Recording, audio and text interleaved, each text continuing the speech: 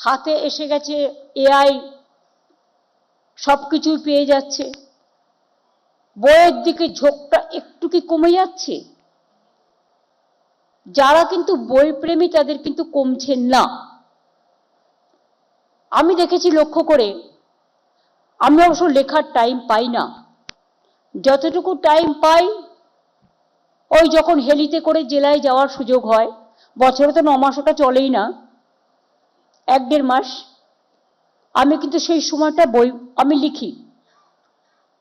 এবং প্লেনেও যদি কোথাও যাত্রা করি সেই সময়টুকু আমি বই লিখি।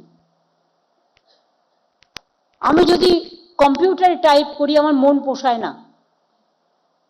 হ্যাঁ, কিছু আর্জেন্ট কাজ আমাকে রেকর্ডে রেখে দিতে হয়, নোটে লিখে রাখি, কিন্তু যে বইগুলো বেরোয় সেগুলো কিন্তু আমি হাতে লিখি, কারণ এই অভ্যাসটা এখনো যায়নি। হাতে লেখার অভ্যাসের মধ্যে যে স্বাচ্ছন্দ্য এবং যে কথাগুলো ফটাফট ফটাফট বেরিয়ে যায়, একেবারে দারুণ অগ্নি বাণের মতো, সেটা টাইপ করতে করতে অনেক সময় একটু টাইম লাগে, ভাবতে হয়, কিন্তু লিখতে গেলে ভাবতে হয় না, অটোমেটিক্যালি কন্টিনিউয়াস পেনটা চলে যায়।